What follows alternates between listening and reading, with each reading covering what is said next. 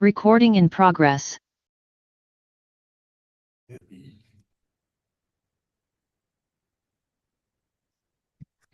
All right.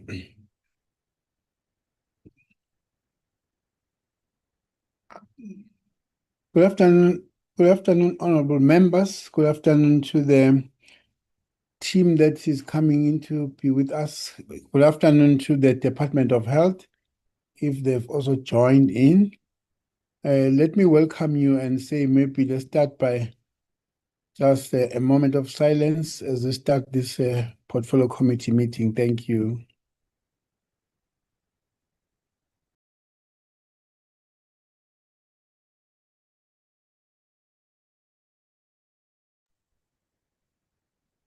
Okay, thank you very much. We meet today on just one item that I'm going to reflect on when we have just started well. But let me then officially welcome you all into this portfolio committee meeting and just check with Ms. Majalamba as to, I'm not alone here, who are the members of the portfolio committee who have joined. Thanks. Good afternoon and thank you, Chair. Present is Dr. Lomo, Ms. Kleko, Ms. Shabangu, Ms. Sine, Ms. Kumalo, Dr. Leroux, Mr. Mutubatsi, Ms. Mailola, Ms. Maray, Dr. Litape, and Ms. Mhlongo. I've received apologies from Ms. Clark, Mr. Van Staden, and Mr. Zungula will join the meeting later. He is traveling. Thank you, Chair. Okay, thank you very much. Maybe you can fly the agenda. We have decided to the team that is joining us, Mr. Achmat, that we will start with their presentation, but I will highlight briefly that there has been a letter sent by you, Honorable Mr. Zackie Achmat, to us. I shared that with the committee. That is a meeting, that is a request to have a meeting with us, but it came during the time, like I indicated, when we were in the constituency time period. So we were really hoping to have a meeting as you had requested physically, but it was not possible. Until then, we have rearranged to have this virtually. So we will start with that presentation from your side on the background of a letter written to us requesting to meet with us and share with us your concerns. We have since received also your presentation. I'm not sure whether Ms. Majalamba is going to assist you or you already have been given the sharing rights to take us through the presentation. Let me give this now to yourself, maybe also introducing whoever has joined you into this meeting to make the presentation. Thank you very much.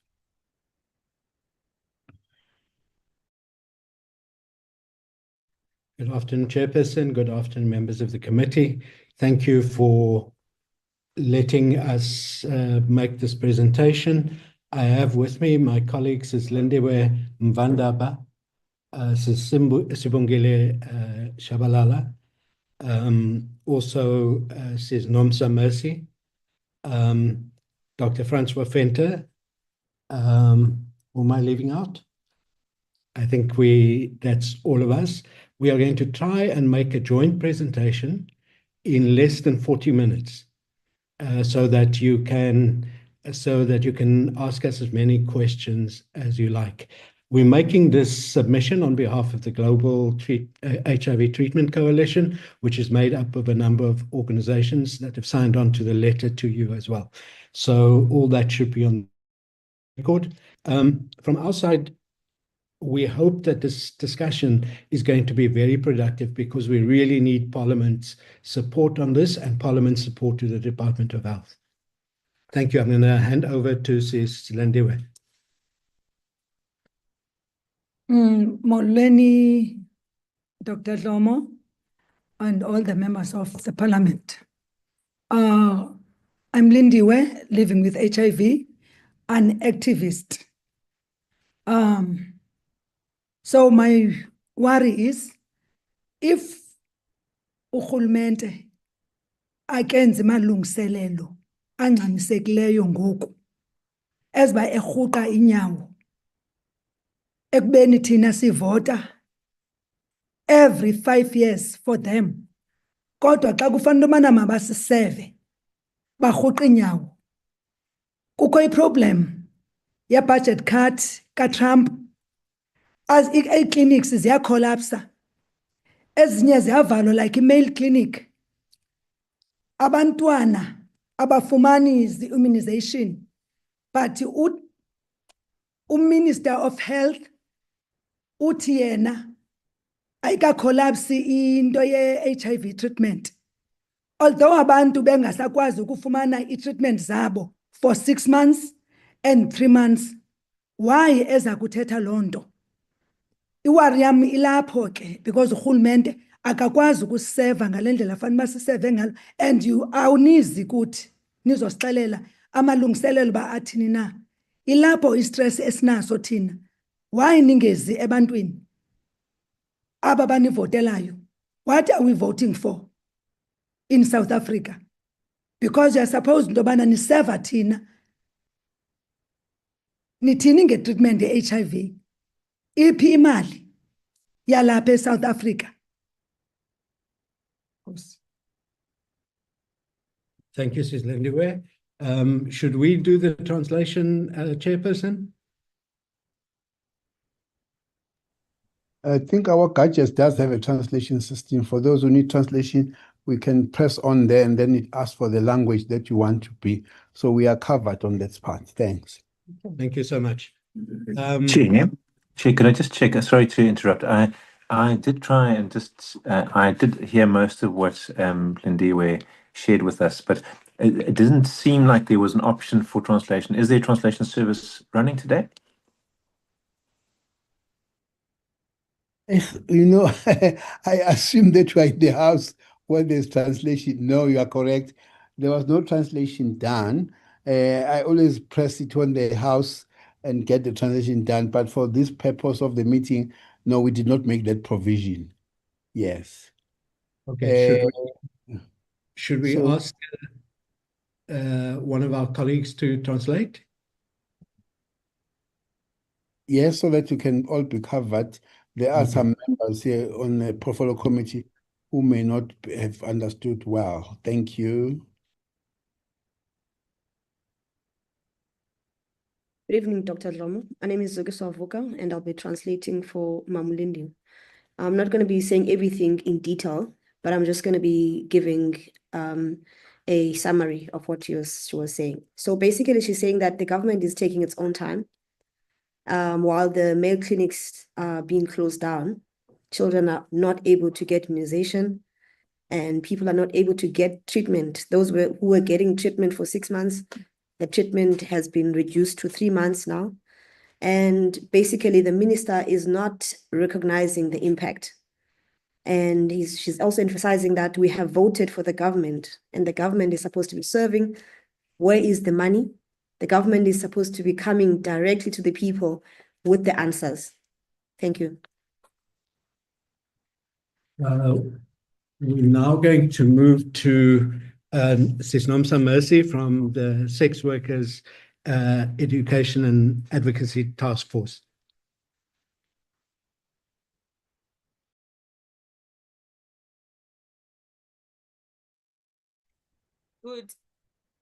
Good evening, everyone. As Zackie said earlier on, my name is Mr Nomsa.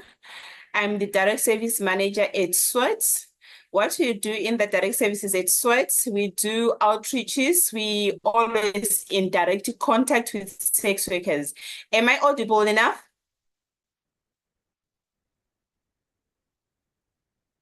Okay, me, thank you you so are. much.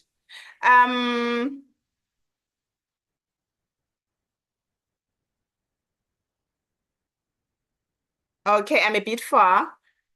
Okay, thank you so much. As I said, my name is Mercy Nomsa. The Direct Service Manager at SWAT. We've got an outreach team that is in contact with sex workers each and every day. And we do have a helpline that being used by sex workers. It's a 20, and there is a peer sex worker that is always online attending to sex workers. So concerning the matter at hand, we as SWET, we have been a little bit worried.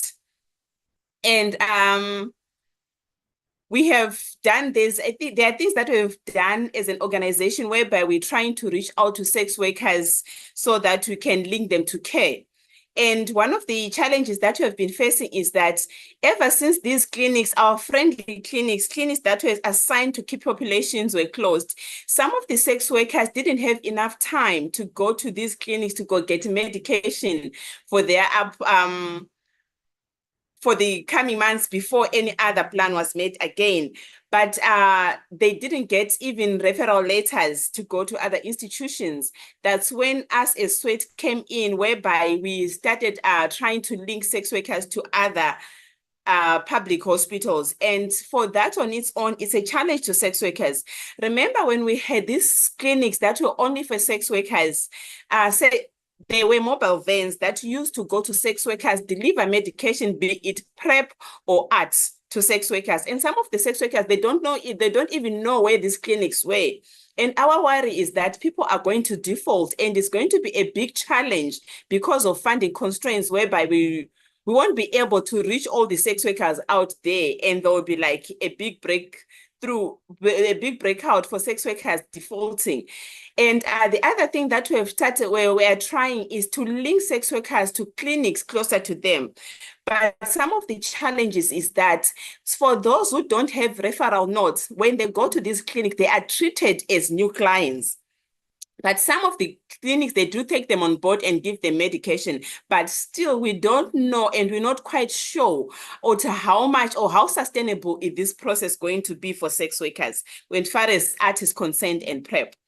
And one of the challenges that we have regarding sex workers is that sex workers who were using these clinics, for example, WRHI clinic, it was a friendly clinic for sex workers and for trans people. I can say a friendly clinic to key populations. We do have migrant sex workers, being migrants, not in a sense of nationalities, but people, sex workers who move from province to province or from district to district, whereby some of them, they were not in their area to go collect referral letters or to go collect medication. So now they are stuck with a few tablets left now, and that's a challenge that we are facing.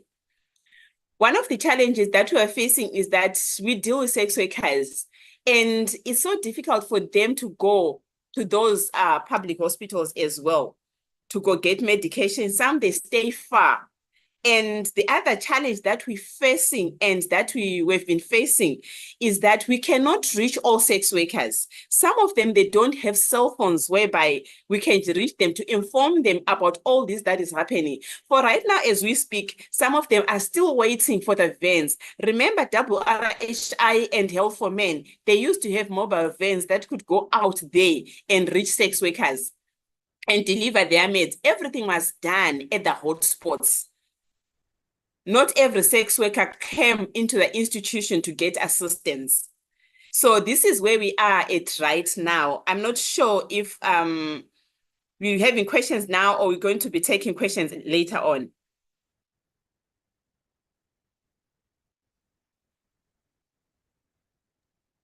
Hello?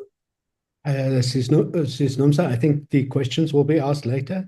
And unless, Chairperson, you wish to ask questions now?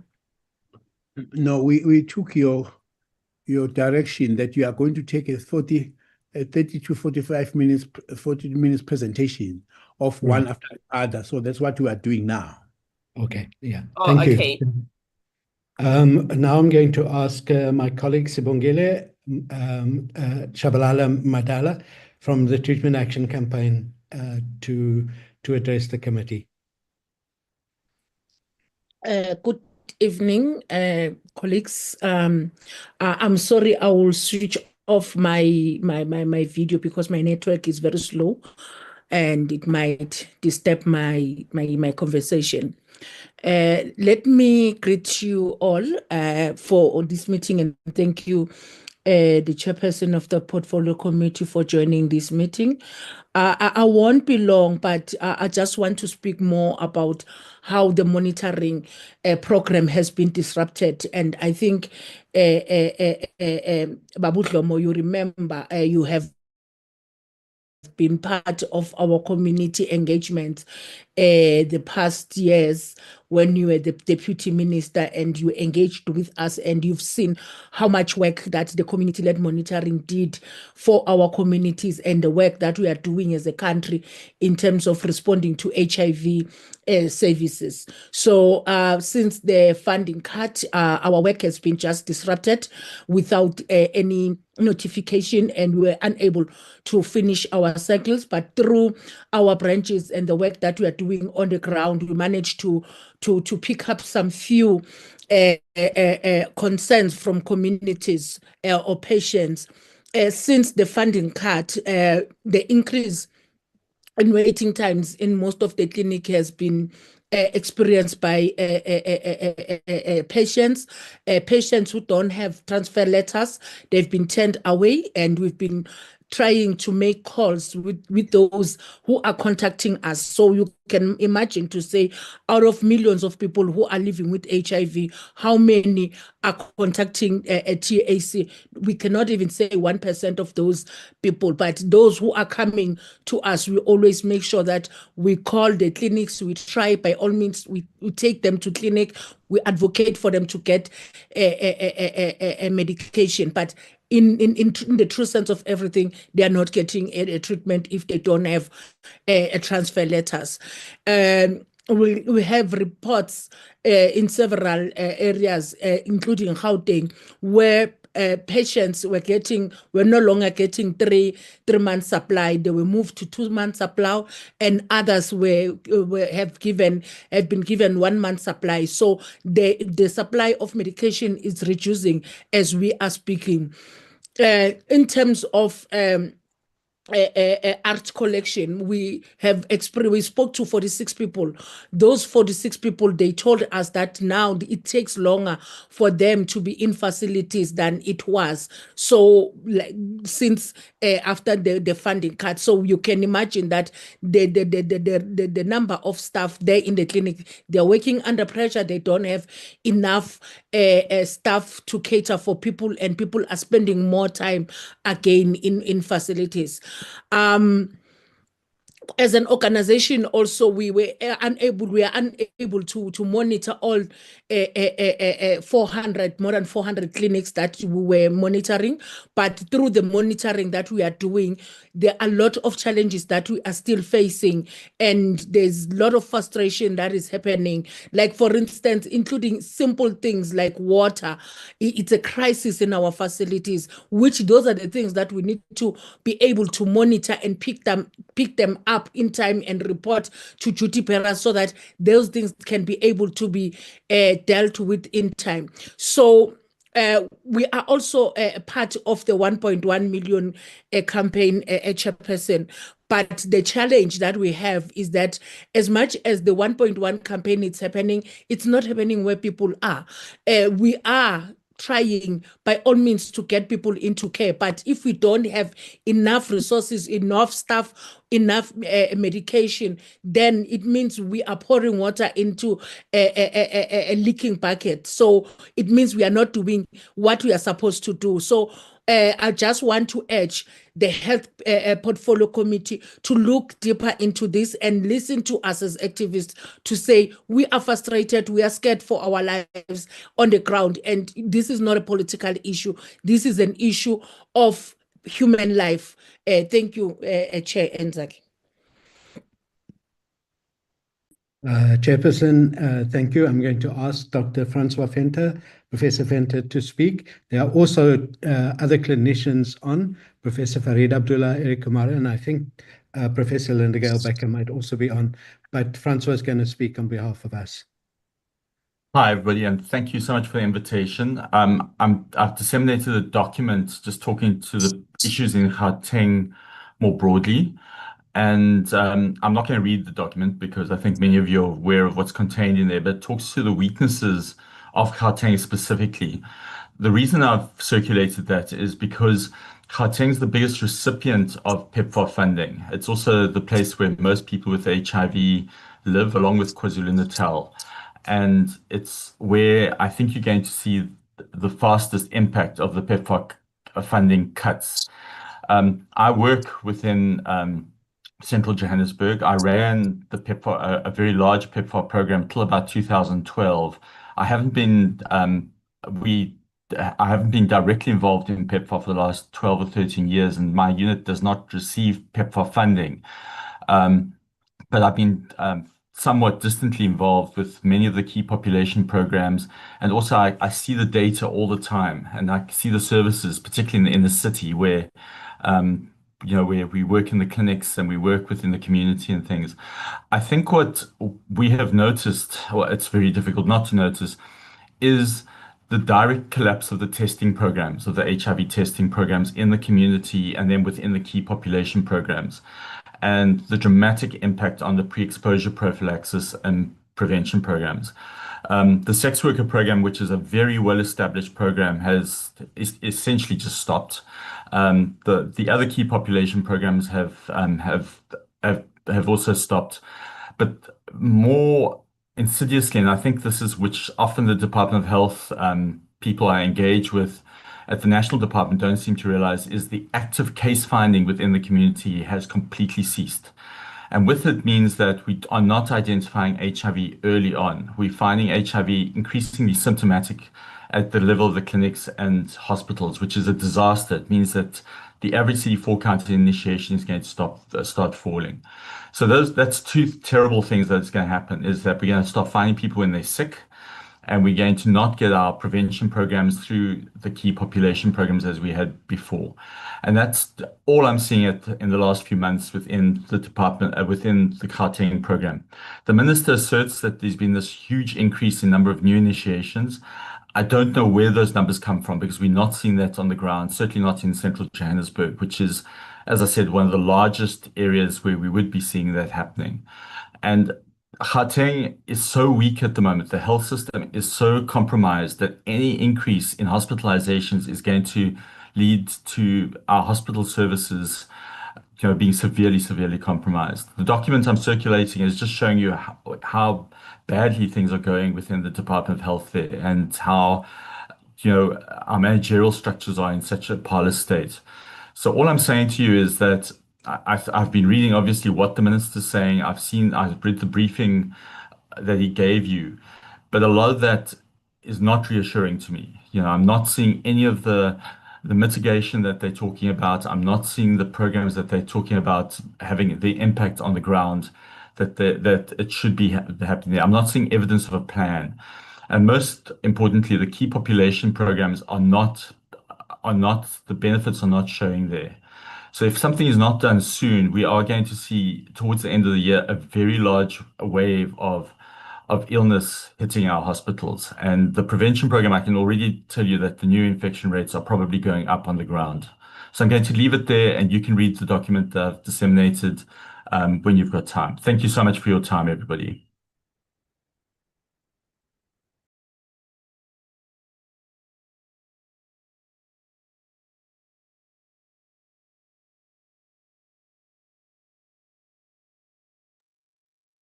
Sorry, back to you, Zackie. Yeah. Mr. Achmat, you will indicate whether the list of the presenters is done on your side.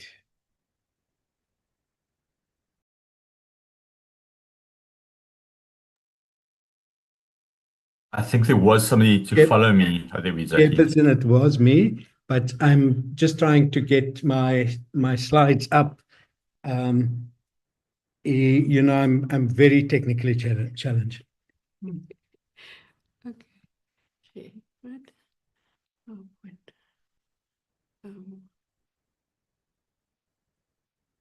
Okay. Then. Okay.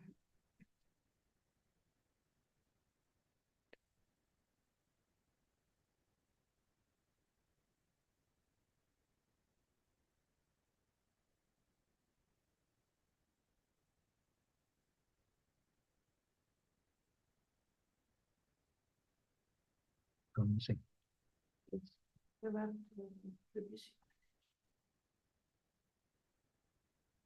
I'm going to just get the slides in front of me and I'll speak to them if you don't mind. My colleague will. I was hoping to put it on. Annika's just going to open it for me, but maybe I can start by saying, I hope you're going to interrupt me as I speak, Chairperson. You know, for all of us, I'm going to start by saying that we appreciate the hearing. I'm going to start by saying that all of us would like to ensure that the program works, the program that relates to the HIV program works. Now, where I'd like to start is here, that since, let's say, 2008, but starting in 2003, what this country has built up is the strongest infectious diseases program globally. And that is why we could respond that in the way we did with COVID. Now, if we ask ourselves, why did that happen? That happened because of massive community mobilization, and also ultimately when Dr. Motsoaledi became Minister of Health, before that Barbara Hogan and then Minister Motsoaledi, there was a dramatic expansion of the HIV and TB programs. And for that we acknowledge, and we've saved, our government has helped save millions of lives. And what we want to do is we want to continue doing that. So where do we start? The first thing to say is that the loss that we have now is close to 7 billion. I would like us to focus on two things there. That PEPFAR was expected to fund 6.5 billion rand. That was from the CDC and USAID. USAID has cut, and that means 4.6 billion rand went towards staffing and nearly 3 billion rand towards operational costs. Now, PEPFAR's ended, but on the 30th of September, CDC will end. So the total program will shut down. In 2 weeks' time, the Global Fund will be sending out letters cutting funding that has already been allocated. So we're in a situation where we've lost PEPFAR, but we're also going to lose Global Fund money.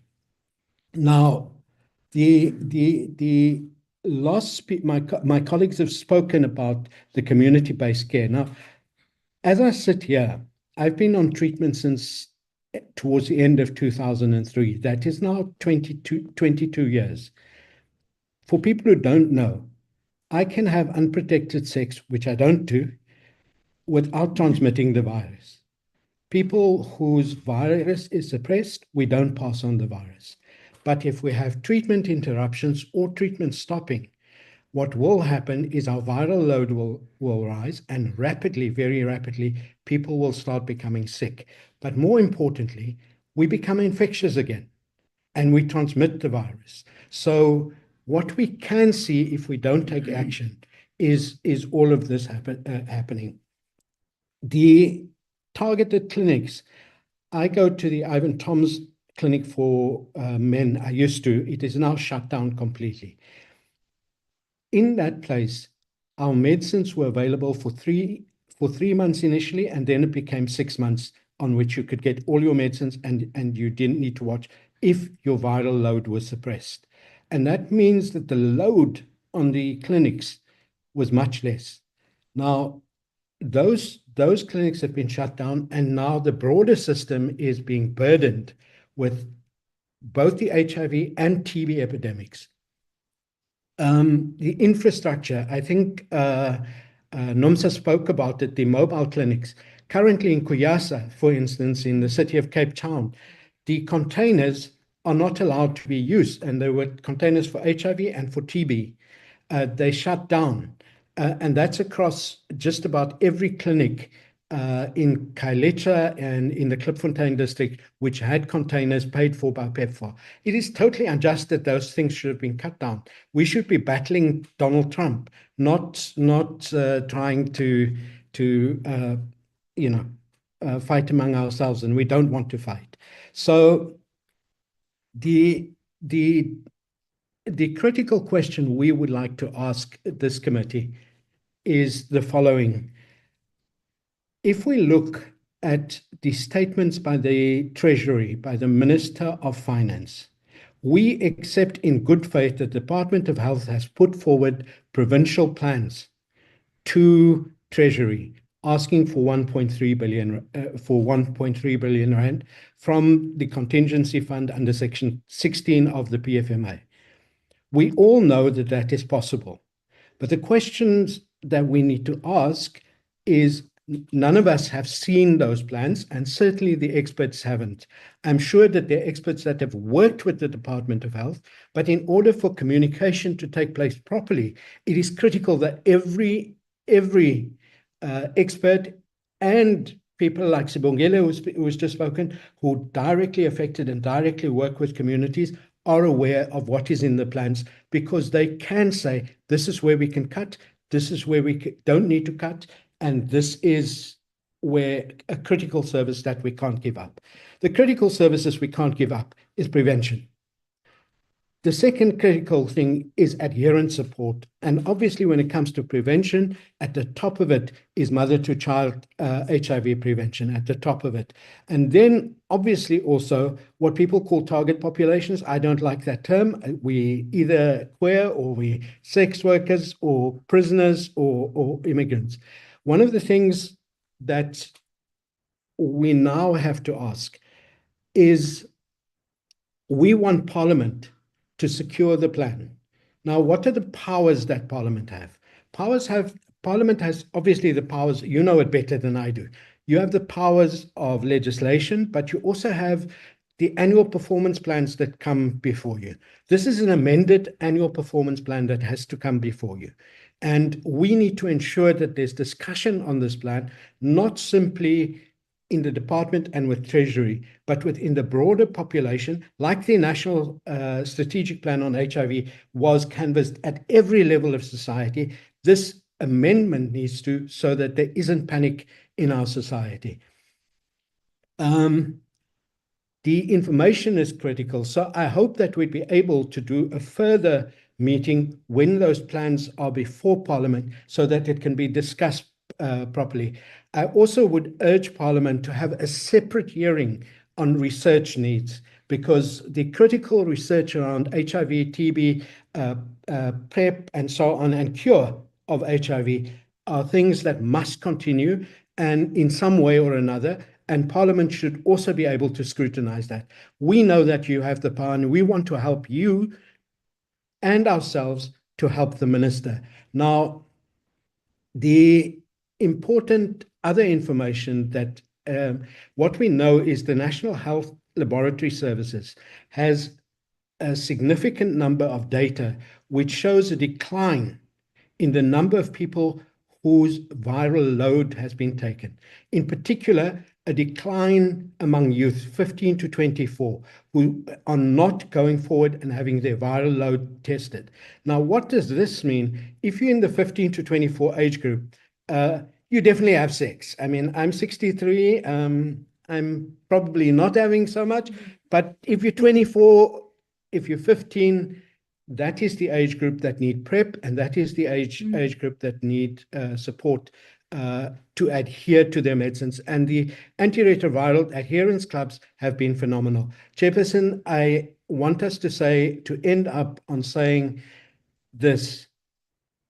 We need your help, and all of us need to help the Minister of Health and the provincial departments of health, particularly the weaker provinces. That's all for now. Thank you very much. Okay. Are those the formal presentations that have been made, so we can come to Questions now? Thank you. Ms. Machalamba, would you help me to just put some of the few slides that I wanted to show before I recognize Honorable Leroux and others on this matter. Thank you very much, Mr. Achmat. Thank you very much for your warm comments that you made, because you are correct. What came to our country did not come on its own. It was a lot of effort, struggle, fight, and a contribution. Now that we find ourselves into this space, there has been a long road.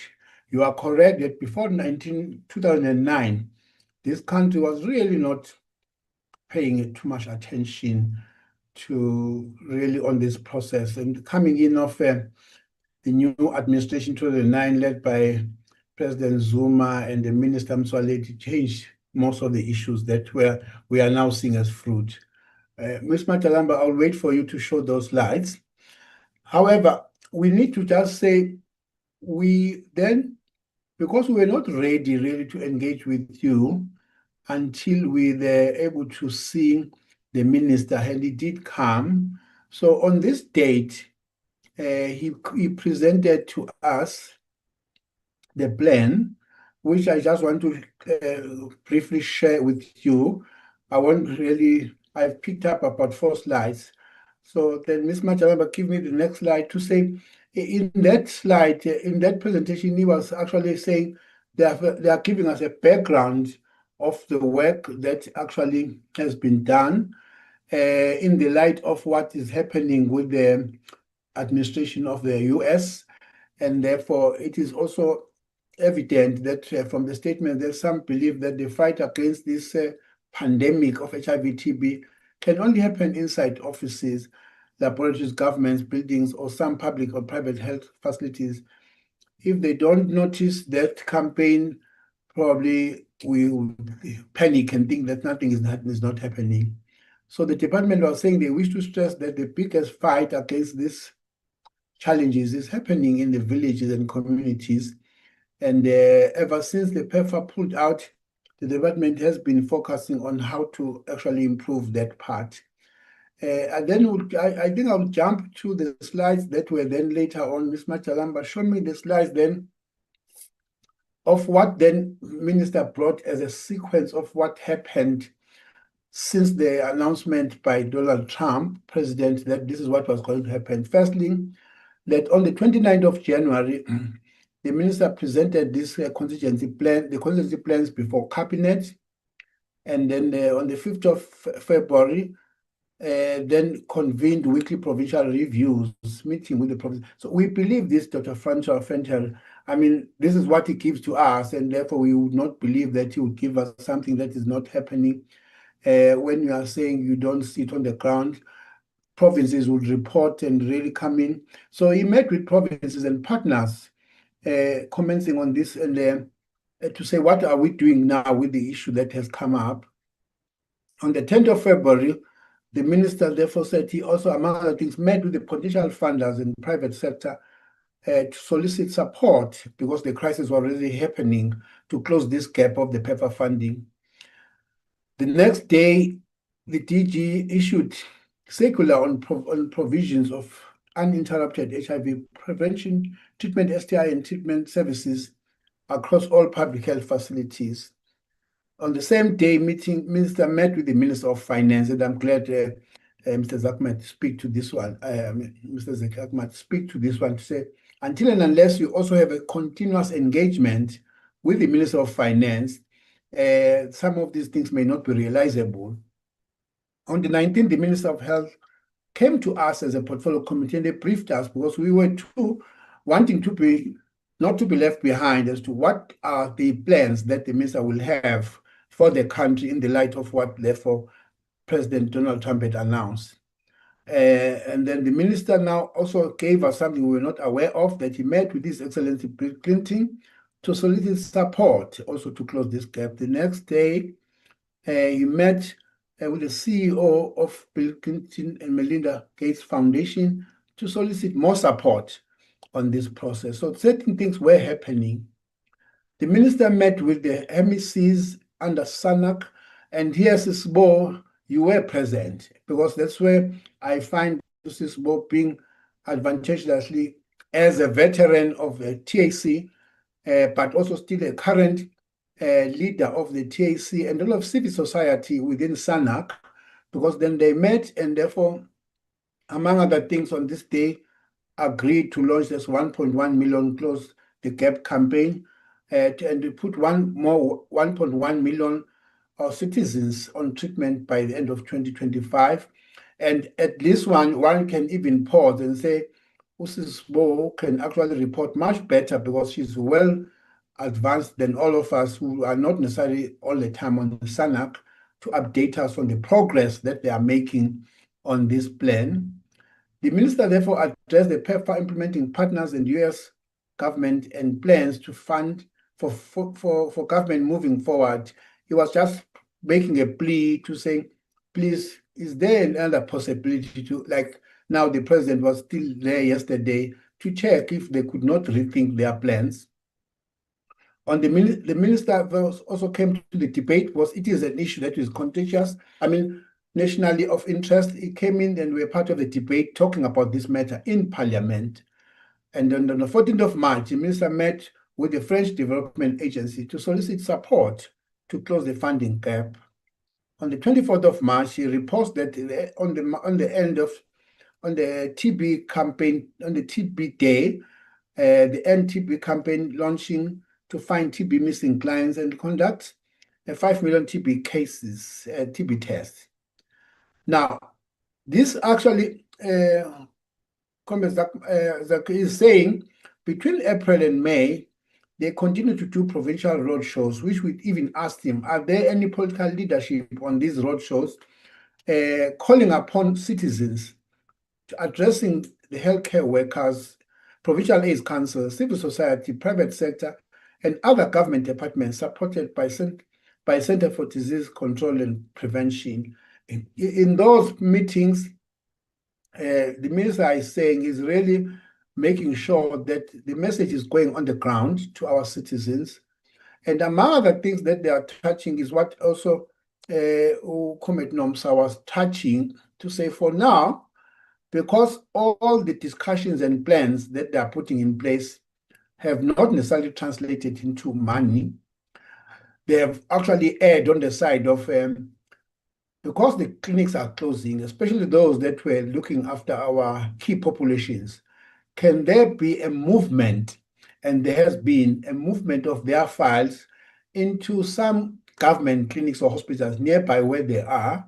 Yes, that's not the best option, but it is the only alternative we have for now.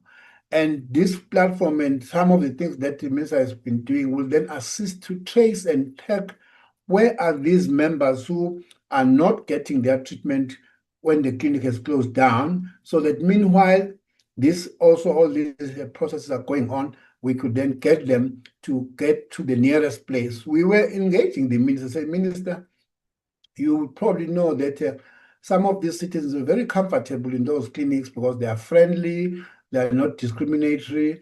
Now, we will have them to go to these clinics, yes, because there's no other alternative. But we need to work on a plan to even begin to educate and train your healthcare professionals to be user-friendly for the members who are largely coming in from the key populations, because we know not all of them, not all our staff members have that type of training. So that was what also we then got to hear, and therefore the resolution was that this is a work in progress, and therefore let's continue to actually engage and see what other things that actually are there. So let me then recognize the members of portfolio committee who would like to then engage.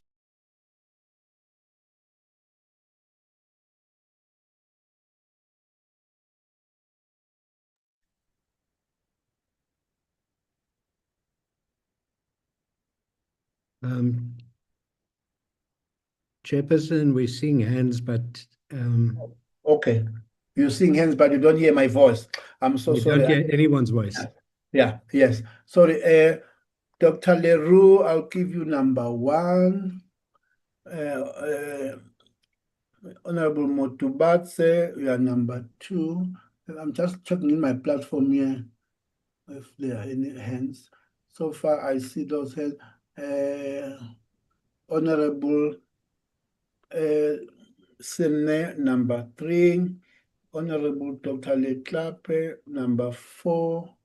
Those are the ones I've seen so far. 4 hands that I've seen so far. Colleagues, if you could then hear Honorable Shabangu, number 5. Honorable Kumalo, number 6. I don't know who came first. Okay. Okay, I'm left with one. No more other hands. Okay. Unless I miss Matalamba, can you help me if there's any other hand I am missing? No. Okay. So let me just repeat, and then honorable members will come one after the other. There is one, Chair. The Treko's hand. Sorry for interjection. 6, 7. Okay. Number 1 is Dr. Leroux. Number 2, Honorable Mutubatse. Number 3, Honorable Sine. Number 4, Honorable Dr. Leklape. Number 5, Honorable Kumalo. Number 6, Honorable Shabangu. Number 7, Honorable Kaeko. Honorable members, in that order. Mr. Zungula, Chair. Honorable Zungula. Okay, number 8, Zungula. All right. Thank you. Honorable Dr. Leroux, start. Thank you, Chair, and I want to express my appreciation to all the members of civil society who've come to join us today. I think it's really so valuable to hear your voices from the ground, and we're very grateful that you've given us your perspectives. I have a few questions, just practical questions from the ground. I know that you haven't wanted to go into too much detail, but I think it would be helpful for us to get an understanding, firstly around PrEP, and perhaps I could ask the representative from SWET to speak around the proportion of sex workers that in her experience that have been on PrEP, and whether she's aware of a significant decrease in people being able to access PrEP. And so maybe, I know that you maybe don't have exact figures, but getting a sense of what those numbers are. Also, it would be very helpful, I think, one of the things that Professor Fenter spoke about was the active case finding of patients. And again, it would be useful to understand what that involves. How does it work? Who's been responsible for that? How do they get patients? Is that both for TB and for patients who've fallen out of treatment? So I would just maybe a little bit more detail about that for us as a committee. Then Zackie, if you are able to give us a sense, you've said that you used to go to Thomas Clinic. What is it like for you now? Where do you go? How long does it take for you to get your ARVs these days compared to before? Again, that we can see what the impact is for you as a patient on the ground, and what it takes for you to get ARVs now. And I'm sure that will expand to other people. And then just in terms of the memo that came out from the DG on health in terms of 6-month MMD, it seems like most of the stories that have been told have been about there seemed to be a decrease in the number of ARVs available, and then most people who were getting 3 months are getting 2 months now or less. Is there anywhere where people are getting 6 months MMD at the moment? Because I think that was a very good plan by the department to try and offload clinics, but it doesn't seem to have been implemented. And so if there's anybody who knows about that, that would be great. And I think then the final question, thank you, Prof. Venter, for talking about the different the priorities around adherence support and prevention, and how we Ahmed, about your focus on that. But with the 1.3 billion that the applications got in for, what would be your main priority areas that you would like that money to be used for? You think that money would be most effectively used for? And I guess the last question is just around funding and where that money should go. I think there is a sense in the Treasury that some of the ARV programs that were funded through NGOs were not that effective. What is your perspective? Has that money been effectively used? I think there have been concerns about some of the salaries paid, et cetera, et cetera. How is that money being well used by the NGOs? Should the money go to departments of health? Would you say that the money should go to NGOs so that they can pick up some of their programs again? What would your perspectives be on that? Thank you very much.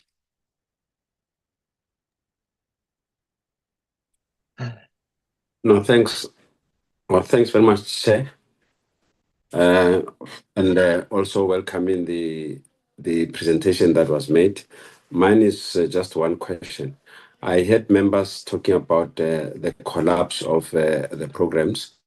If we can be assisted with the specific areas, because they were talking in general terms, the specific areas where this collapse is taking place, if we can identify the clinics in terms of where exactly, because we don't want to receive the other report on the other hand, but then there's this collapse, just the specific areas where there's a collapse, you can identify them. Thanks.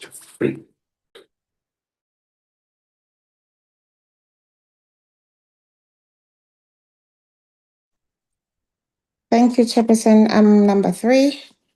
Thank you very much for giving me this opportunity, Chair, and let me greet everyone in the platform. Chair, allow me to begin by expressing my deep appreciation to the presenters that took the initiative to request this meeting. Chair, my question number 1, I'm going to link it with our meeting last week, including the presentation today. So the presenter has made last week serious claims that people are dying because of they don't have a medication, ARVs. Can Chair, if it's possible, can we kindly request that they share the statistics or any supporting data regarding the number of people who have died as a result of this situation since the PEPFAR funding was cut? The reason for this, Chair, is because this was in the media. So as a portfolio committee, I think it will be fair for us to get that information or the data of how many people since this funding was cut have died, because having a concrete figures will strengthen the committee's ability to advocate for a timely and informed government response. And it will also assist the committee to engage the Minister of Health,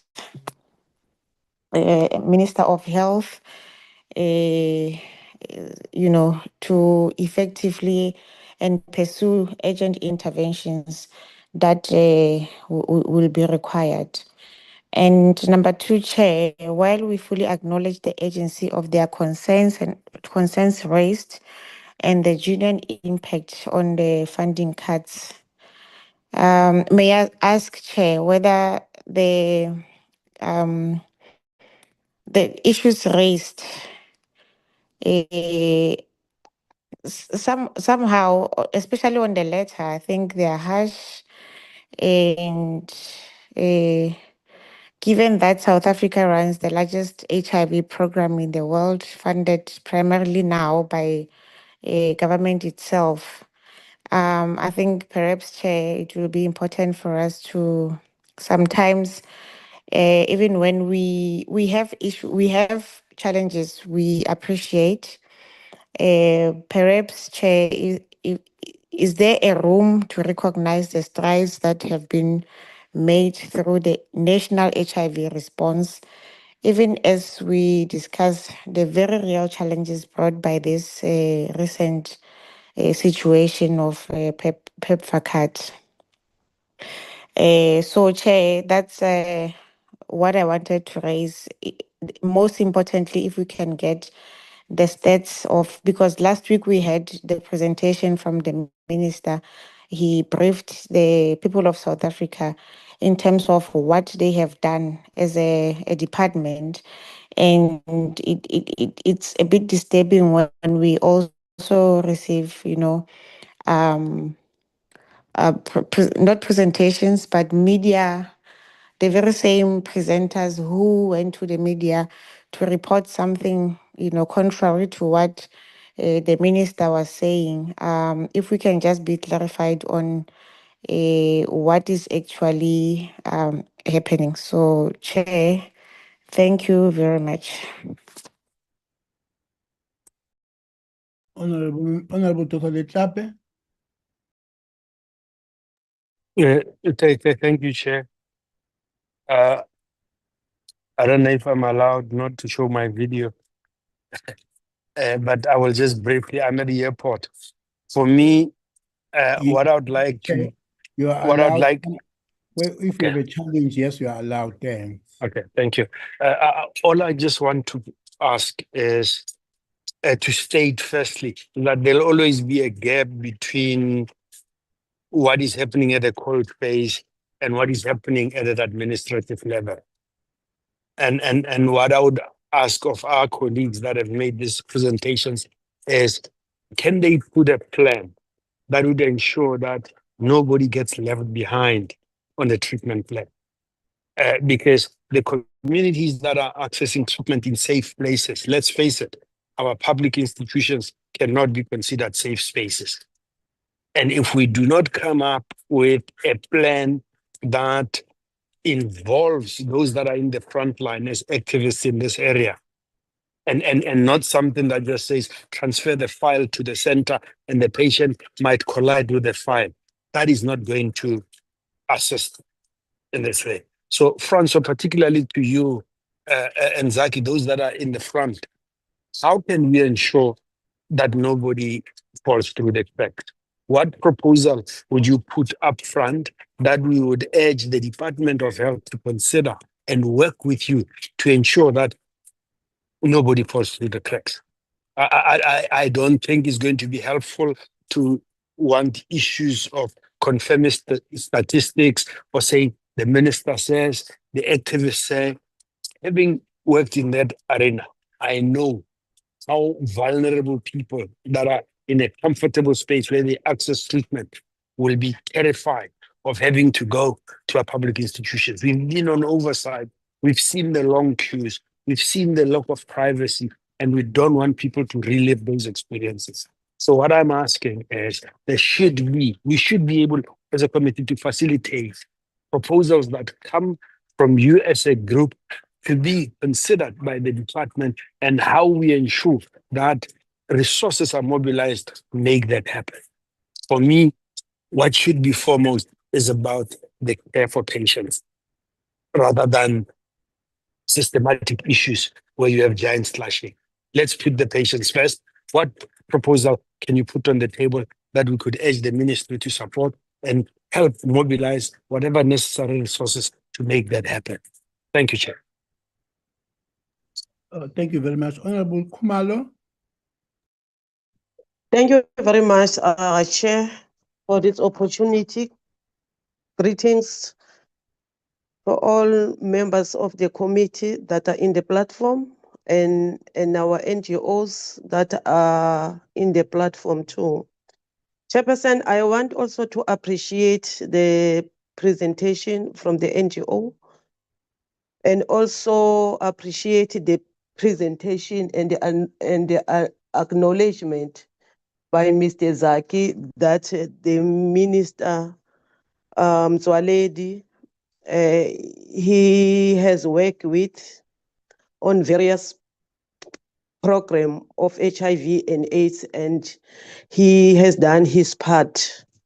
He has acknowledged that, and we thank that. I thank that on behalf of the committee. But Chair, I want just to check based on the issue that the organization do believe in the minister. I want just to check what is his take on the minister's continued effort to find potential financial assistance from international donors, as he has mentioned in his presentations last week. Also, Chair, how are these organizations, how does this organization intending to work with the government to ensure that key population visit health facilities and access the services, now that the minister has indicated that they are encouraged to access services from those facilities? Remember, in the presentation of the minister last week, he has indicated that 63,322 files have been distributed in the various health facilities. What does that mean? It means that most of the clients that were in these clinics that have been closed are now distributed in different clinics, which some are nearer to them. But in the presentation, the minister have also indicated that some have indicated that some of the clinics are far from them, and they've requested that their files be distributed in some of the clinics that are nearer to them. I think those will be my input, Chair, or on this engagement. Thank you, Chair. Thank you, Honorable Shabangu. Chair, thank you. I will take whether the other honorable members have left, and also appreciate this time and this foundation that had came here to present, to make their presentation. Chair, I want to emphasize that this is a sensitive matter. We talking about patients, as other members have mentioned, that what is key is the patients, the clients, maybe. But I don't think it's fair, or it will be fair that when we meet and take time to say, let's talk, let's see what we can do as the portfolio committee, and then we don't talk facts. Because to start with, to say the government is nyawo, and then looking at the presentation that you just presented, Chair, of what the minister has been doing since the PEPFAR withdrawal. I think we should make thorough research, and I want to believe that this foundation is on the ground when you talk of HIV/AIDS, and they have proper information. If not, they can research and get information, because from the withdrawal of PEPFAR, you can tell that the department has done a lot to make sure that they put the patients first. From the presentation that we got, and which was tabled here, with the clinics that has been closed, those key populations, we even ask about, because we understand from the presenters that there is that sensitivity and there's that comfort that the key population needs when they attend to the clinics. The minister indicated to this portfolio committee that there is training of the healthcare workers to be more sensitive when it comes to this population. It's not a subject to politic about. We most of us can relate. We have relatives. We have people that we know that are on HIV/AIDS. They are on ARVs, to say the least. So it's not something that we are here as a portfolio committee who are representing the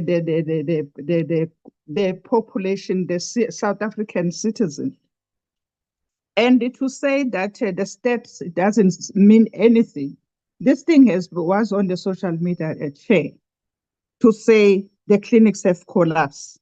People are not getting medication. And I think it cannot just be a say or a common sense. This foundation will have the statute to say so many people did not get medication, so many clinics did not get, they have collapsed, closed down. Because to say bad things are happening in the Department of Health, like Trump to say bad things are happening in South Africa, we are now becoming general. We must be specific. We're talking about a certain program and we must focus on that program. Yes, there are clinics that has been closed. I don't think that we must use the word that the clinics that are collapsing and stuff like that. We were aware when the PEPFAR withdrawal happened, the government took initiative of what can be done. We've seen the plan. Some of the plan is already implemented. What I want to ask from the foundation maybe is what is their role since the PEPFAR withdrawal? What is their role? Like the government now came up with a gap, close the gap launch that is happening in most of the provinces. What role is this foundation is playing to actually close the gap that is created by this PEPFAR withdrawal? Because like I said, that there are more on the ground. I believe that there's a role to play. Also, when it comes to the financial support, we know that the minister is also sourcing that the financial support as much as 75% of these funds were coming from the government, our own government, but is working on getting financial support. Is this foundation doing anything with regard to that? I just want to know what their role since this PEPFAR withdrawal, because I believe that it's not them and us. They need to work together with the Department of Health. And I still feel that it's important to know how many people are not getting medication, how many clinics have collapsed, not the clinics that have been closed and the patients are being moved to other clinics, but collapse in a sense that the clinic is standing, there's no medication, nothing is happening there. It's important for me. So as when we take this matter and advocate for these patients, then we'll be talking stats, not just common sense or something that we think is happening. And I think also, Chair, taking into consideration of how this PEPFAR withdrawal has happened, nobody expected it. But like I said, that the department is really working hard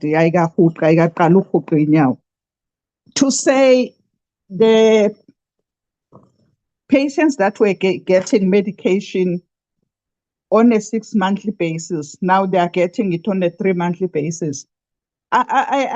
For me, Chairperson, I think it's also a plan that the department is working on to say until then, everybody, because we remember the minister has assured us that all the patients will get medication. There's no patient that will be without medication. So if you continue as if there is no challenge, we acknowledge there are challenges. And this withdrawal is not going to, it has happened. We are not going to continue as normal. So to reduce from 6 months to 3 months, we are spreading the time that everybody must get the medication until then that there is financial stability as the minister is working on a financial support to actually cover everyone. Then we can then say patients, they can go back to their 6 months supply. But for now, the important thing is that everybody gets the medication. So I think for me, I think we need to be specific We need to be factual. We must not just. It's a subject that is stressing, is sensitive, but I think pressing the panic button in a way that we talk things that are not happening, it's not fair. We must look at what the department is doing, the minister is doing, and then we question that. And also, we must also play a role in where we can, because I believe, like I said, this foundation is on the ground. I think I will pause there, Chairperson, but I think the issue of the state, it's important. And also, they're taking from what I think is Honorable Dr. Leroux, or any one of the members that ask about the role in this key population. How is the foundation assisting? Because we know that the department, the files were transferred to other institutions, and they are communicating with the owners to say your file is in this clinic. If a person says no, that is too far in Soweto, take it to Randbeck. We were told that is happening. But from your side, what is it that you are doing to actually help the process that that no one is left behind? Let me pause there, Chair. Thank you. Thank you. Honorable Zungula. Thank you, Chair. Firstly, I want to extend my greetings to yourself, the committee members and the staff, as well as the team that came to present today. Chair, I'll start by firstly appreciating the civil society for raising this issue to the committee. I think such activism does help the Parliament at a broad sense to deal and process the issues, as well as the committee to specifically deal with these particular issues. Also want to appreciate your leadership in facilitating that. After last week, we meet today with the team to discuss these issues. Also, I want to further reiterate that the country is in a very tight financial situation. Hence, in Feb and in March, the Minister of Finance wanted to increase VAT. It was because of the tight financial situation of the country. And the withdrawal of the funding, PEPFAR funding, did have an impact, therefore, on what could be done, especially in the health aspects of things. Now, so we're operating in that environment, which we should appreciate the difficulty that is being faced by the department and the government in its totality. Now, I just have a few questions. The first, it is on the slide that talks about the services that are no longer funded. Can perhaps Mr. Zackie explain which areas in his view are the top priority? Because if we're going to engage the department or the minister in such a tight financial situation, obviously, I think it would assist the committee to know that these are the areas of priority, which would, make them more, not to say the others aren't equally as important, but when the resources are stretched, I think you start with the areas that are highly more, that are priority instead of just going haphazardly. Then the last question is, with the withdrawal of funding, are you able to provide, with the withdrawal of funding for PEPFAR, are you able to provide numbers on the impact, as in the deaths, the new infections for HIV? Because I think we need to better understand the gravity of the situation so that when we engage the minister, we're able to engage the minister on the basis of this is the real impact that is there in the communities, in the clinics and in the hospitals. I think even when the HIV and AIDS issue was prevalent in our country.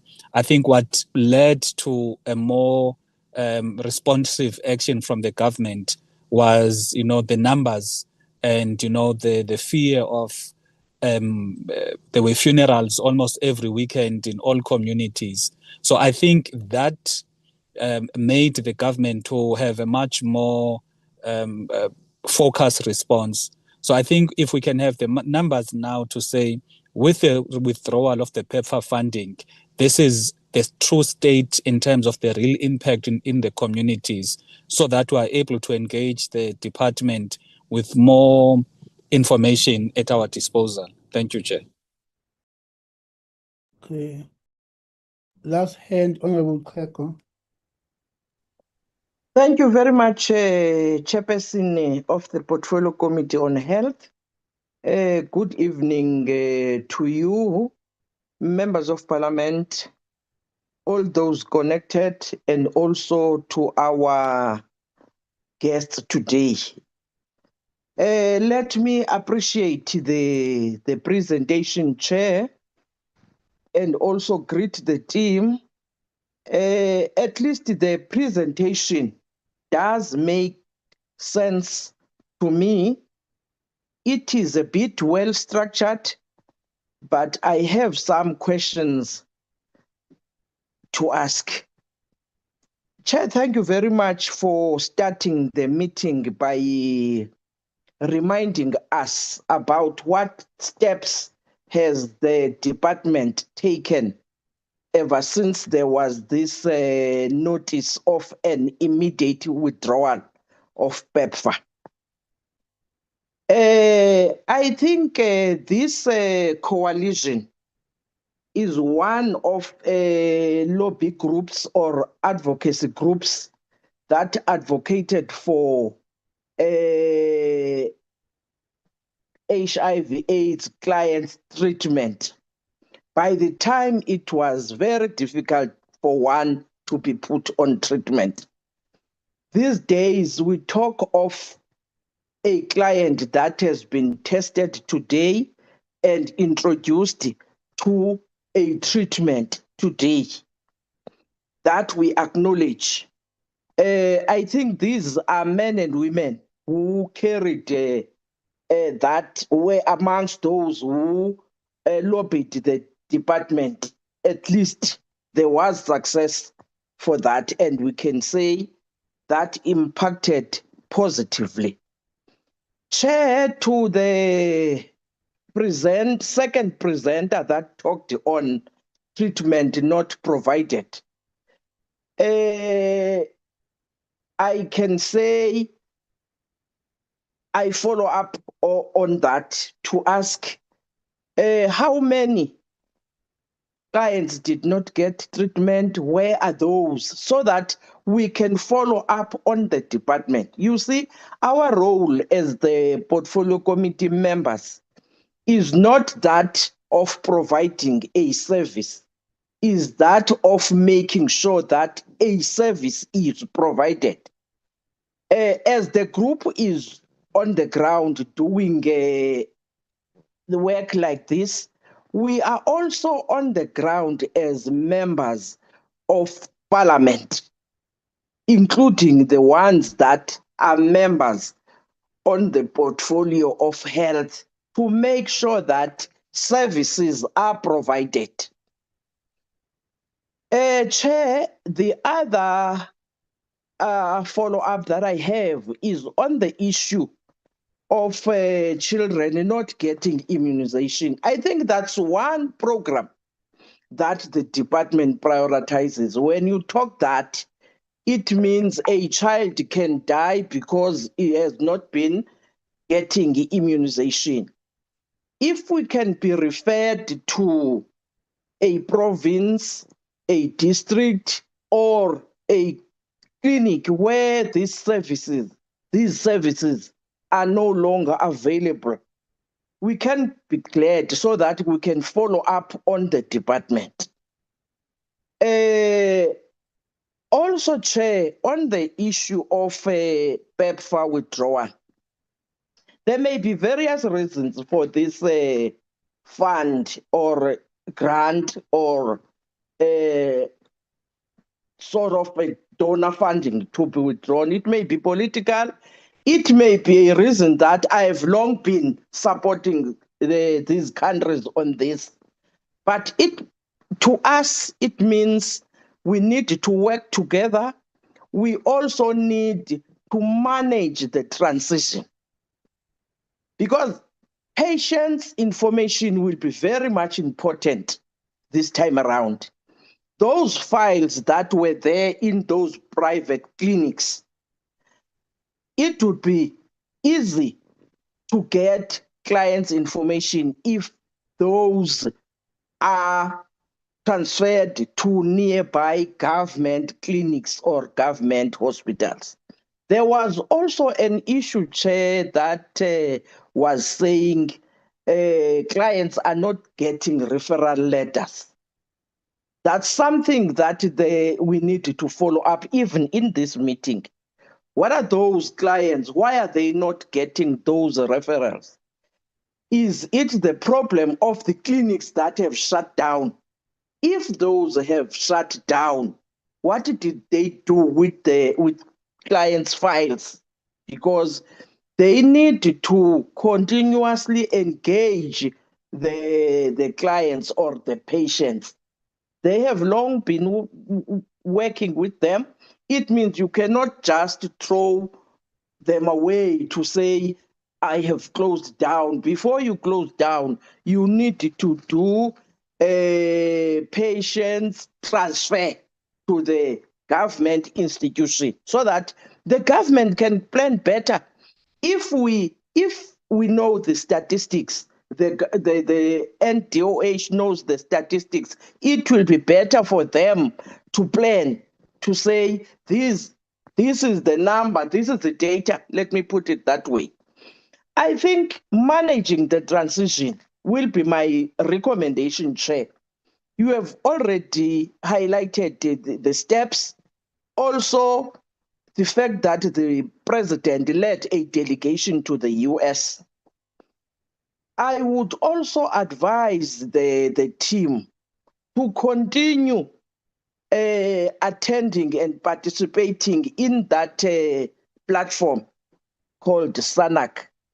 That is a very important platform of government, so that some recommendations must be referred there, so that can make things easy, even for parliamentarians to take a decision.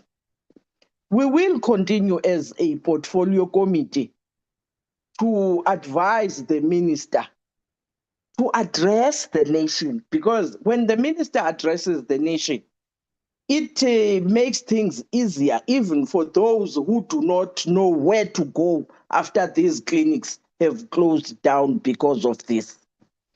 But I think there are also, Chair, other organizations like this one who would be interested to meet us. Let's continue meeting them. Let's get to know how affected are they. Just to this team that has come in front of us today is to say they are affected as much as the department is affected and the government of South Africa is affected, because when you plan knowing that there is an amount that is coming from that corner. When that corner just gives you bad news that I am withdrawing my assistance to you, that makes things very difficult. But let's plan with the resources that we have. Mr. Zungula put it very clear to say we are in a bad financial situation as a country. We need to use the resources that are available in front of us. But the minister, ladies and gentlemen, has assured us to say their doors are open. So when things like these, we are not the only platform to engage. Even the minister and other platforms can be used for the negotiations like this. We must continue engaging each other because we don't want to not to meet the target that we agreed upon as this department and also as the nation. I think, Chair, on the issue of clinics that are closed, we cannot just say to the department, open those clinics or avail more than you can afford. But now that the minister has cabled to us that he is continuing to mobilize resources, some of the problems will be solved on the way, but the priority was said to be on the patients so that there is no patient that does not get medication that he is supposed to get. I think, let me pause there, but I appreciate the platform given to the team and us engaging them on the matter. Thank you very much. Yeah. Comrade Zackie Achmat, I just want to say, having listened to you, we do have a responsibility as this portfolio committee to continue to engage the minister and the department. Hence, some of the things that you are bringing up, if we may be able to maybe help us to quantify, it may not be now up in this platform, but I would need to write to the minister because our meeting with him last week, of course, was informed by wanting to meet with you. So there was some progress that he gave us, but there is other gaps that you are actually raising with your team. We would want to close some of those gaps immediately by probably identifying in this plan that they have, there may be some gaps that are critically to close now. Which clinic is this one affected? Who are the people who are actually not getting medication? If we do know, I even made an example to the minister to say, I know, well, in Prince Msheni, in KwaZulu-Natal, in Mlazi, there is a clinic that is user-friendly to key populations. But if I were to be a client in Mkhanyakude 4 hours, how do I get to there? That is why then it says they would have to improve actually getting all facilities. He even gave an example of Hillbrow Hospital that it is already providing in a very private space such type of services. But I think the members are actually, I'm just adding on to say, we would want to engage the minister in a document that is coming out of this meeting, which is being recorded. So I might actually get many points that are coming in there, but some of the points that have been raised by the members here, because we would want to see us supporting this process. No one should be left behind. And if there are areas that are showing some gaps, while we still have this challenge, we appreciate the minister is engaging that. Belinda, Chai, Clinton Foundation, other foundations, we should then be able to immediately raise those points. Okomedusis Sbo is already also in another platform, able to raise them sharply, even with the deputy president. So can we maybe agree that not only through your response here, but we will collectively, I would sign off that letter to the minister, raise it based from this meeting of what we would like to see him coming back to us, something that we'll share with you also as these are the immediate challenges that we face on the ground, and therefore further updating all of us. So I see this meeting as just but an opening up of that partnership and engagement, and all of us collectively taking responsibility to assist our communities there. You are where we are now with yourself is we were once upon a time TAC on the other side and the government on the other side. Now we are all one umbrella. You were activists in the TAC finding a very difficult issue with the government. Now that is behind us. You are veterans. Some of you remain very active in focusing our SANAC program. So let us get your responses, but with the hope that we are going to put collectively, based on this discussion, some other immediate issues, specific, some of them to the minister, really get going quite soon on some of them. Thank you. Over to you now. Chairperson and MPs, may I just thank you for all the inputs that you've made. I'm going to ask my colleagues to respond in a specific order, but I just want to start off by saying we hear your request for more information, and where we can, we will help with that. But we also know of experts that can provide additional information that you will need. But let's proceed. I want to ask my comrade Lindiwe quickly to respond perhaps to one or two of the questions. Oh, okay. Mandiqale ndibulele kwisithethi eziye zathetha. Mr Dlomo. Mna i-question endizayiphendula kuqala but ndifuna uqale ndibe ne-statement endisibekayo okanye umbuzo. Maybe abanye babekhona ngexesha abantu babesifa i-AIDS before u-THC alwelwe i-treatment. So abantu abaninzi ebebebuza imibuzo babuza nge-stats sabantu abafileyo, because kunento ethi sithe abantu bayafa. Xa sisithi abantu bayafa, asilindelanga bade bafe ukuba bangcwatshwe. Xa abantu sisithi bayafa phandle, abantu balibele kukuhlala bona singade sive impendulo engqalileyo malunga namalungiselelo. I think ngoku it's 4 months. Kukhona siva only this week into kokubana uminister unamalungiselelo. Sibhale ileta a month ago. I think it was 4th of April already. But we only got impendulo ngoku. And ayingomsebenzi wethu into bana sijonge i-clinics, but siyayazi into ba back there elokishini, I think amalungiselelo wenziweyo anziwe kwiklinikhi esetawuni.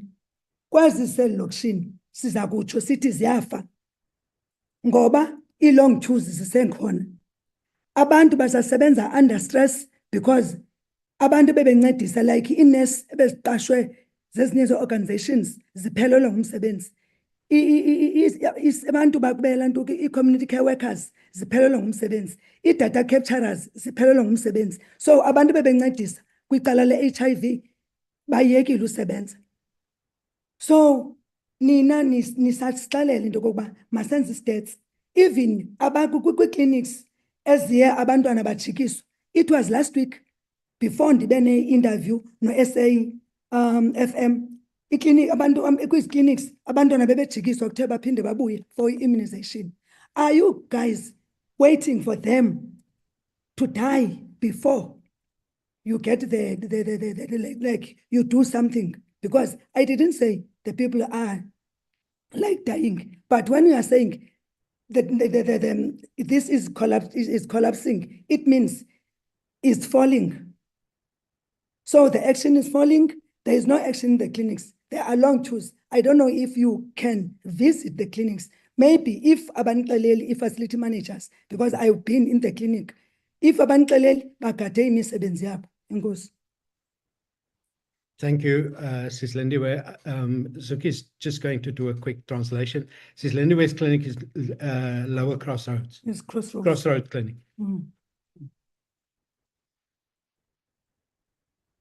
Again, I'm going to do a quick translation. It's going to be a summary. I'm not going to get deep into what Mamulindi was saying. She firstly started to thank all the speakers, and the first thing that she's saying she wants to pose to this meeting is that she's saying that maybe, sorry. Oh, she was saying that maybe some of you were present during the struggle of TAC and HIV and AIDS. And when she is saying that people are dying, she does not mean that in a literal sense.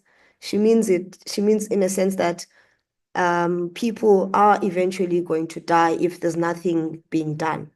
She's also saying that it has been 4 months, only in the recent weeks that the minister has started to address the country to say, this is what the plans are, or maybe this is what has happened, or the steps that I've taken as the minister to respond to the PEPFAR funding cuts. She's also saying that in terms of clinics and community health workers, there's been a decline. People have lost their jobs, and the number of people that are standing in queues, as well as the capacity, people are still, suffering in that regard.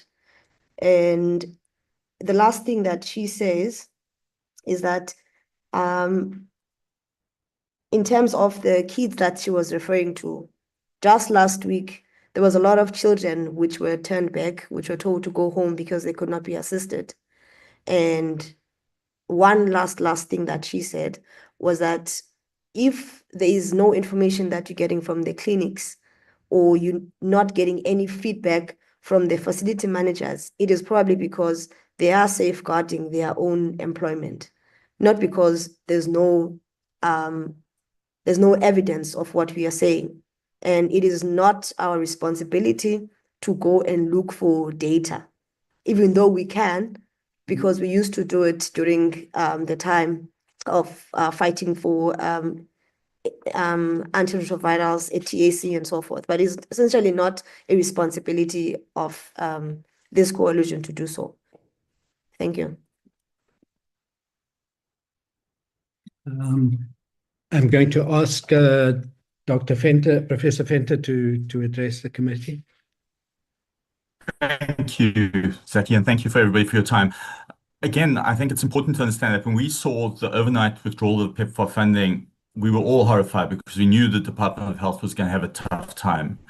These are highly specialized services that provide a key component to the HIV program. And I think we knew that this was not something that they were going to be able to just fix overnight. But we wrote to the Department of Health repeatedly and did not get a response. And there was a member who I think was showing frustration that this was ending up in the media. The reason it ended up in the media is because there were multiple efforts to try and engage with the Department of Health. That's not because we enjoy playing this out in the media.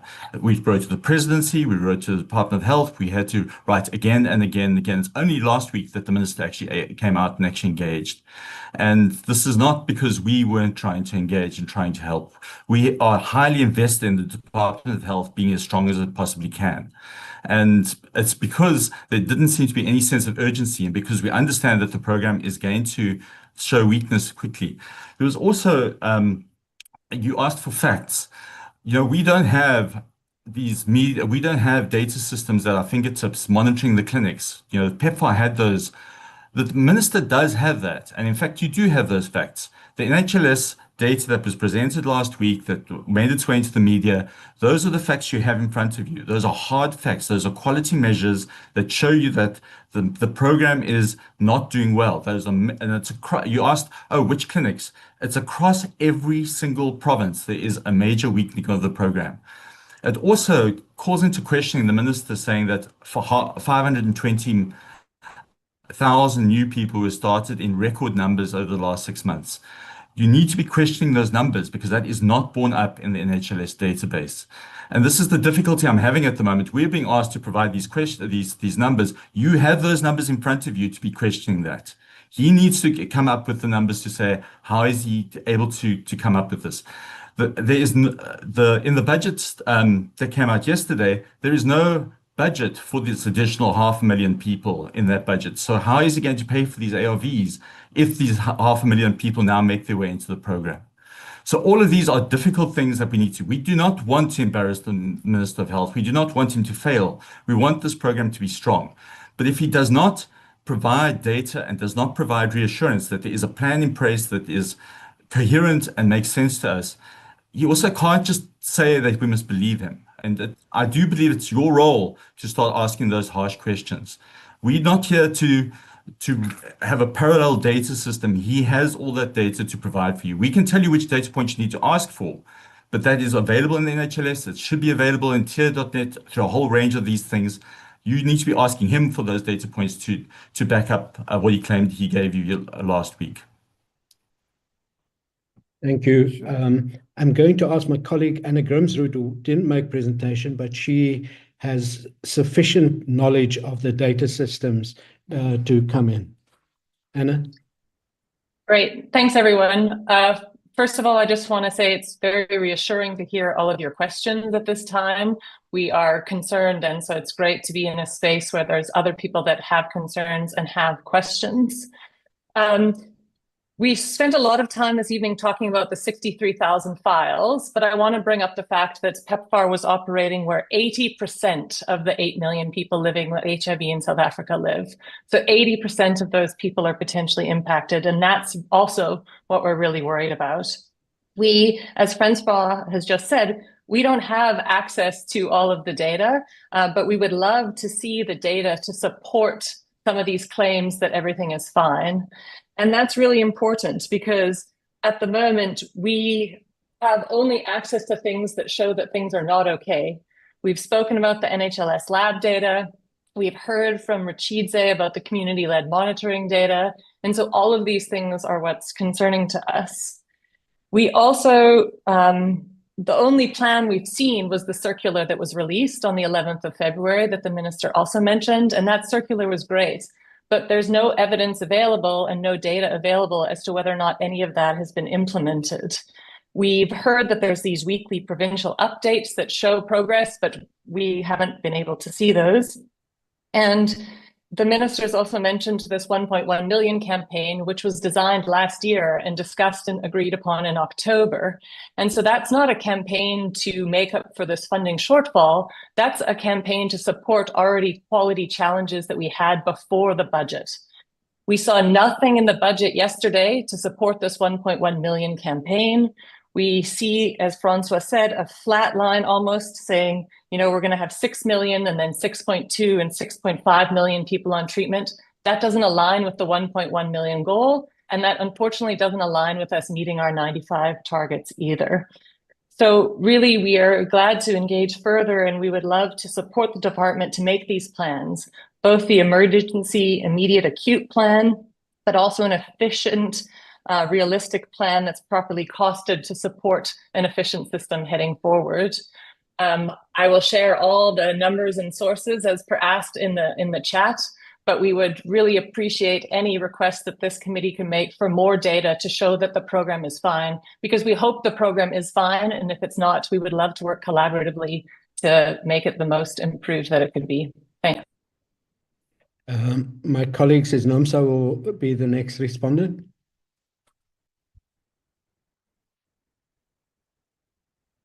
Is Nomsa there? I'm here. Thank you so much, Chair. Just to put it out there, I'm part of a working group. And today, the working group we had a meeting, and then in that meeting, actually the situational analysis meeting this afternoon. And one of the NGOs says presented on how there was a 62% drop in art and PrEP and from the key population clients. So, and there is somebody else who asked about the numbers that if we did have numbers. Yes, we do have numbers. I've got one of the clinics that closed. It used to provide services to more than 750 clients who were on arts and about 600 clients who were on PrEP.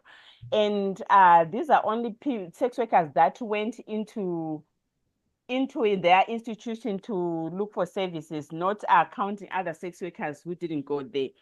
And again, there's something else that I want to highlight here.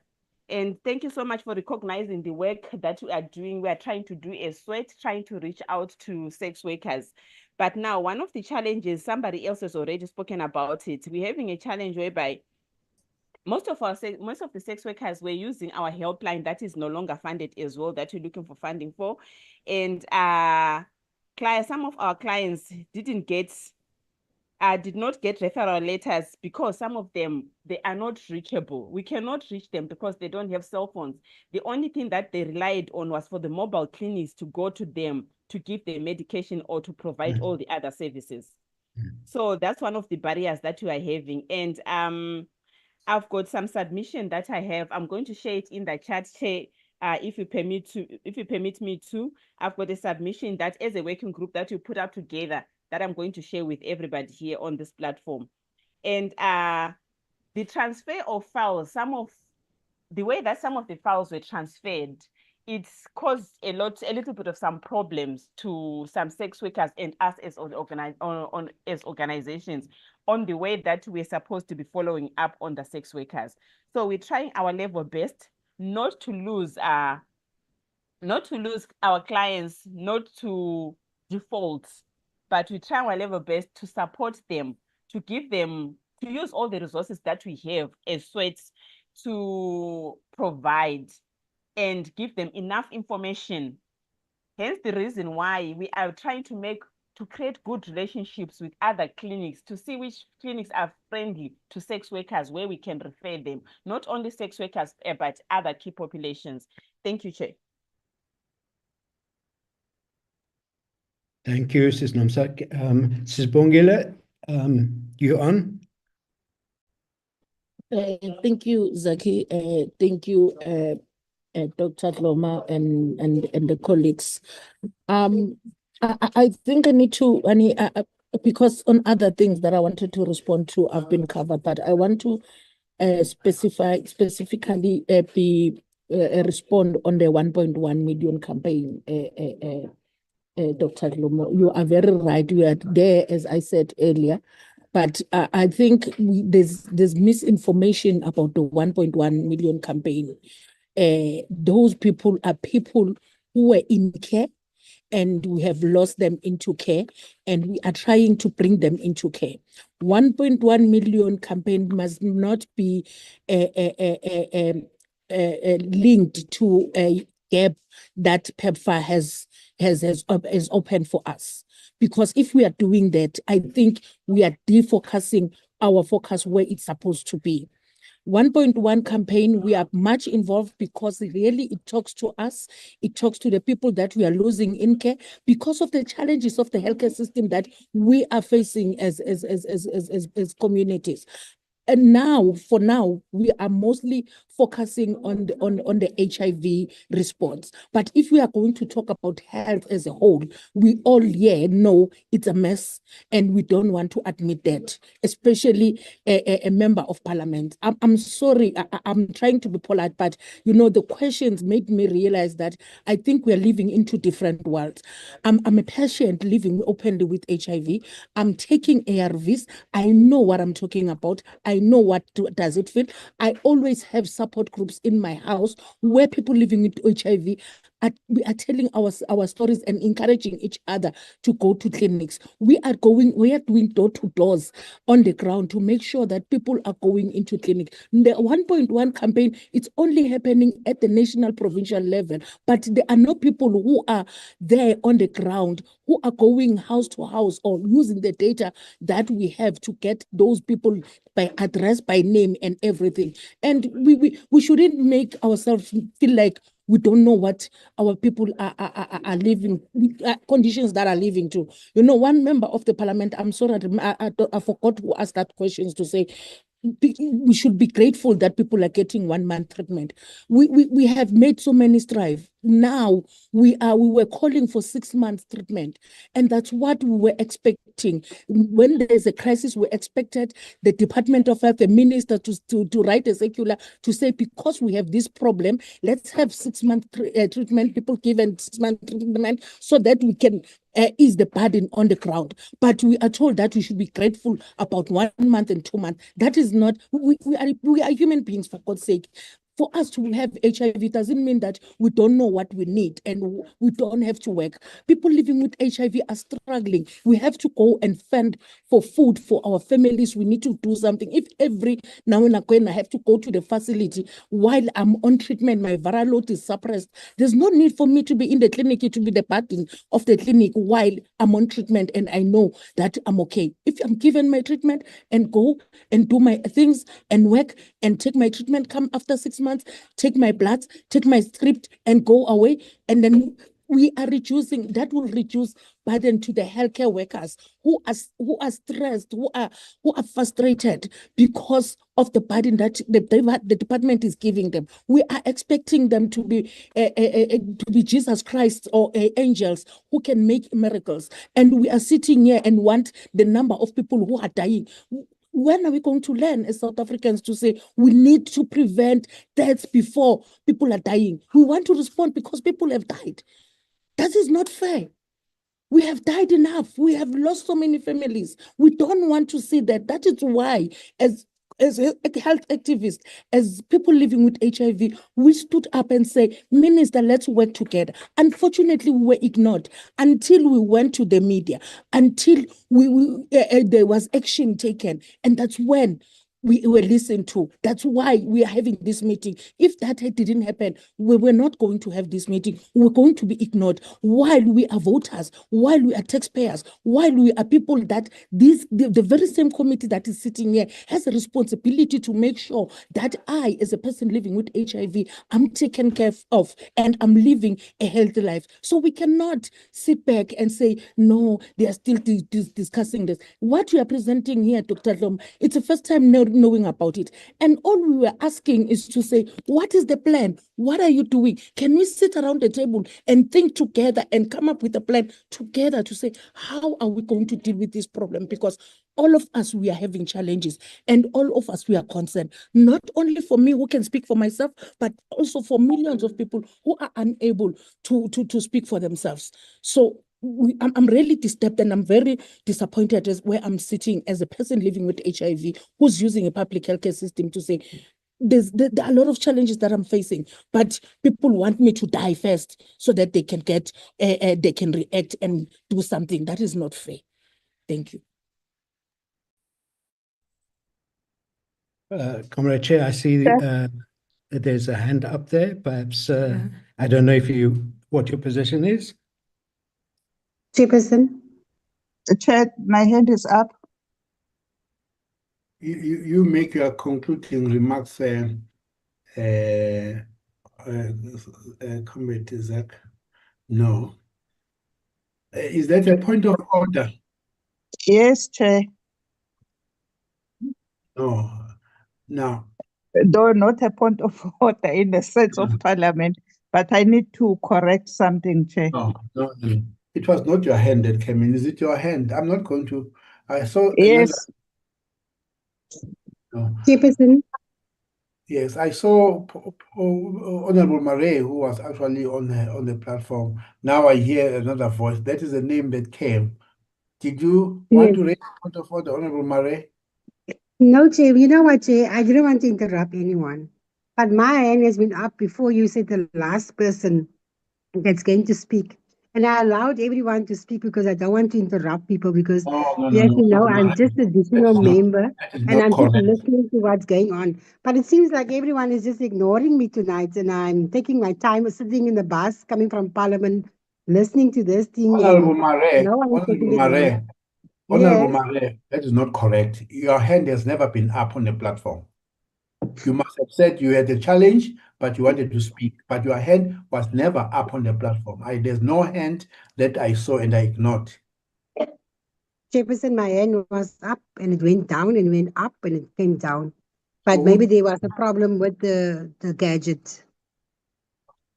Then you must shout that I have my hand up and it is keeping going down. Because then can you speak now?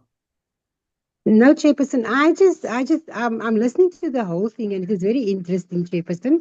I'm listening to what the speakers are saying and I was listening to what the members of Parliament were saying. And the reason why it's so interesting to me is that because I was also an HIV/AIDS activist I also was a volunteer, and this thing is also very dear to me.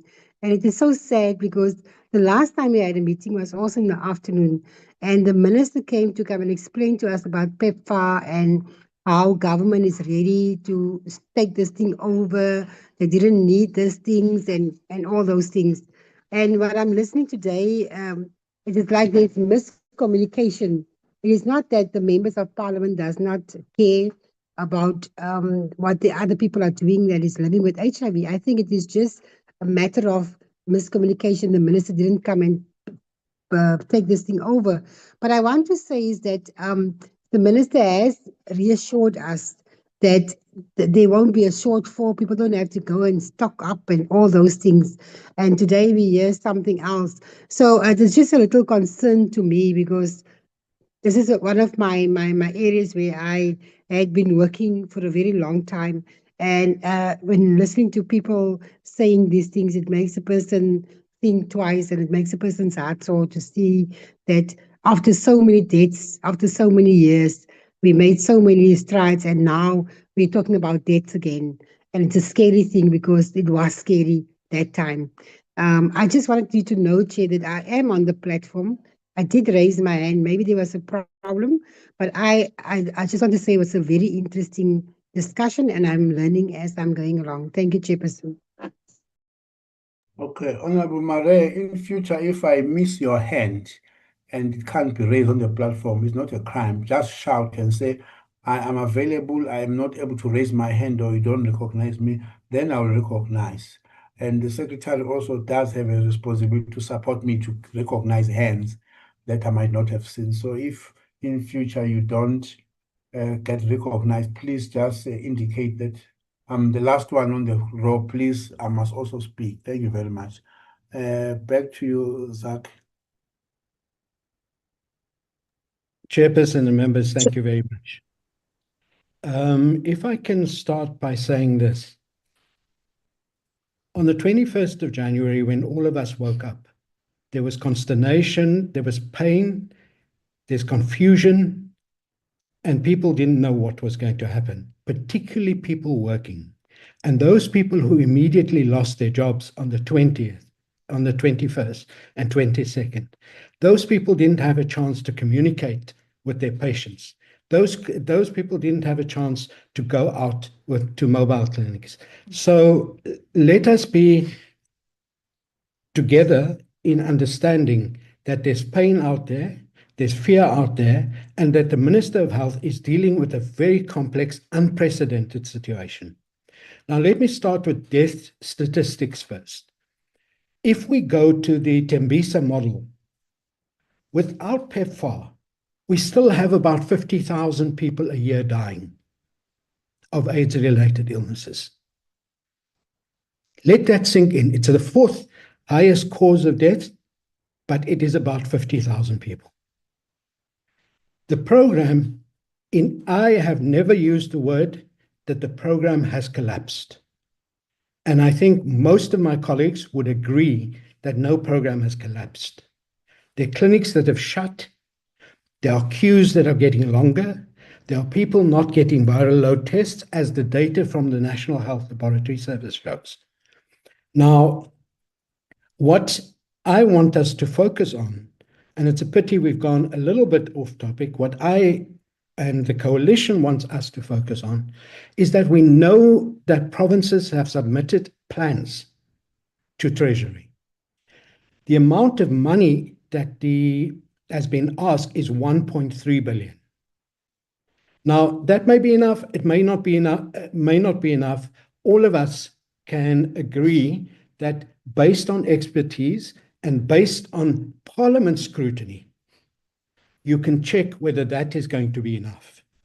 We cannot make a decision now as to what the absolute priorities are. That is for the experts to make, and provinces have made plans. But those plans haven't been submitted or discussed with a broad range of people. In fact, those plans have not been discussed in SANAC, to the best of my knowledge. Now, the list, Chairperson, that you showed of the minister's engagements, it's good that the minister is engaged, and we welcome that. But that is not the plan. That is not the plan. The plan is how are we going to get mobile clinics back out to vulnerable populations and also to communities, whether it's in the OR Tambo district, the Amatole district, and so on, where clinics are so far away that a mobile clinic needs to go out there to deliver medicines and to get PrEP and stuff like that. So, Chairperson, we're willing to work with you to get all the correct questions asked and also to ensure that whatever data we have is in your hands. But you have a greater power than any of us have. As public representatives, you have the greater power to be able to ask from the National Health Laboratory Service, from the City of Cape Town, from the City of Ekurhuleni, from the City of Tshwane, and so on. You're able to ask for that data. And we really would like you to ask for that data so that all of us can understand what is happening. Now, let us also, I want to agree with Comrade Sibongile. The health system is in deep crisis.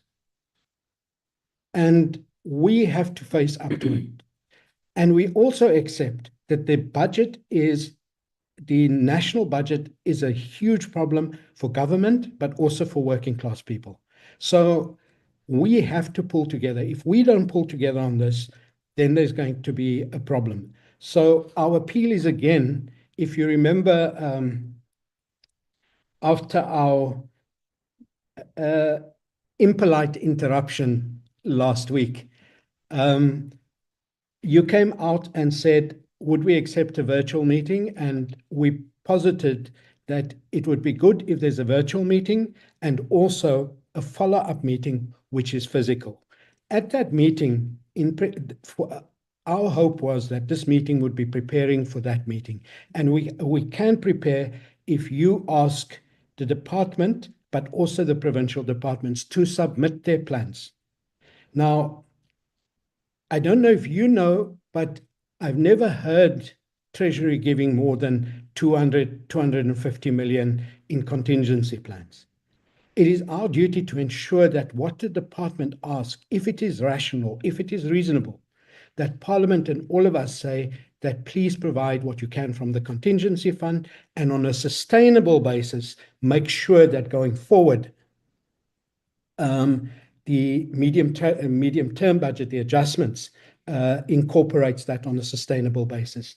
Chairperson, I want to, my colleague Anneke Meerkotte from the Southern African Litigation Centre is here. But the situation on the subcontinent is grim. We are lucky. We are lucky, and for that, while it's our right constitutionally, we are also thankful to all the nurses who work.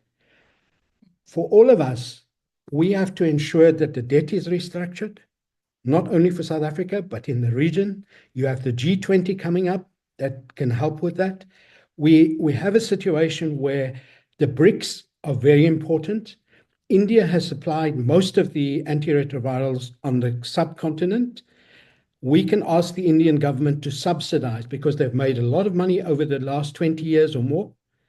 Similarly, we can ask the private sector here to make a contribution, both the private healthcare sector, but also the broader private sector. You need us as much as we need you. So let's get together as soon as we can, and we will put through all the data that we can. But I promise you, if you ask the provinces now for their plans, you will have it, but there's no time frame on their plans. There's absolutely no time frame on their plans. And there's still to be negotiations with Treasury and the Ministry of Health. And we have to insert ourselves in there so that there is urgency in this matter. Thank you very much, Chair. No, thank you very much for the engagement. I think our take-home message from this engagement is that Portfolio Committee,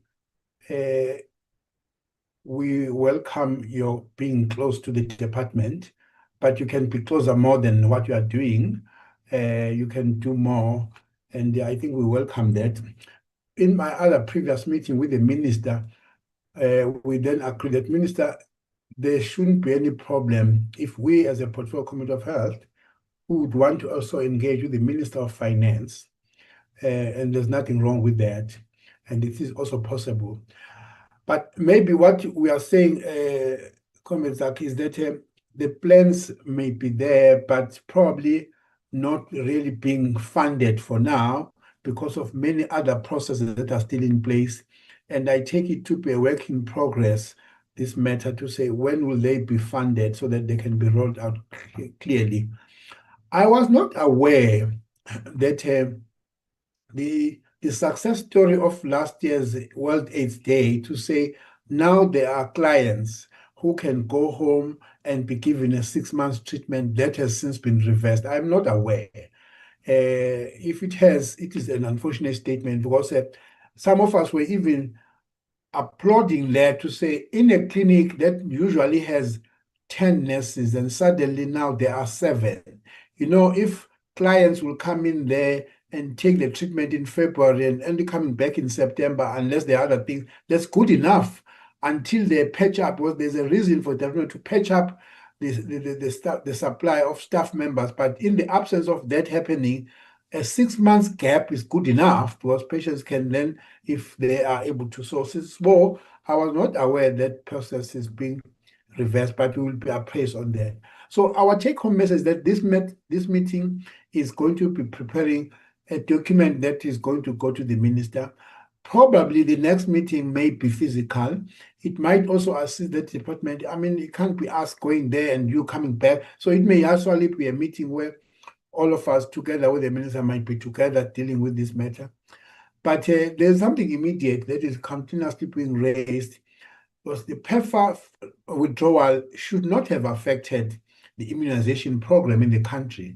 Now, that is something that we need to work on clearly. If at Kailisha Clinic, Kukuletu Clinic, there is now nurses turning back people because there's no measles vaccine, then let's come to know about that. That's all what we are saying. Because I might not argue and say that is not happening. But that one, we cannot accredit it to the challenges of a withdrawal of the US fund.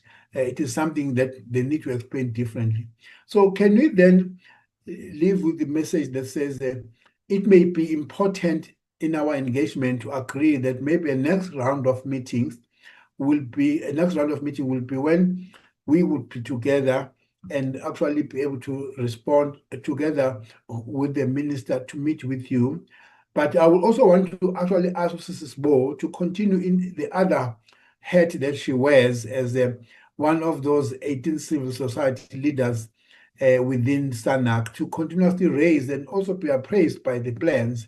But I want to be saying, Zach, I would imagine the plan not being probably properly well funded may be related to the other engagements the minister might still be having for funds. But of immediate, let us get those colleagues who probably are not well looked after now to be sent into clinics nearby.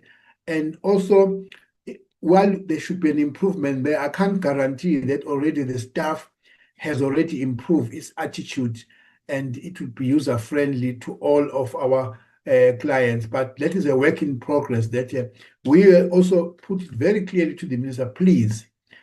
Our clients were very comfortable elsewhere because our government clinics sometimes are not very friendly to the key populations. Now, please make sure that you prioritize that. And it did promise us that it will be. So I thank you, all of you, and saying we will keep in touch and indicate, Comrade Zach, when are we meeting again? Thanks to the honorable members who made those contributions. We'll collate all of them and make them a letter that I will send as questions. Some of them clarified, others not being able to the minister to support us, so that because all of us are for one collective, the safety and the patient's care. And none of us are having a different view. It's just that some of you on the ground may be anxiously say, hey, can't they facilitate and fast track these steps? And other people may be saying, no, we are getting there, but the slow pace may just be seen to others being slow. Others may be saying we're doing good enough. Thank you very much, honorable members. Let us also adjourn this meeting with the hope that we will meet again quite soon. Thank you. Thank you, Chair. Right. Good night, comrade. Thank you, Chair, and thank you to all the presenters. Good night. Good night.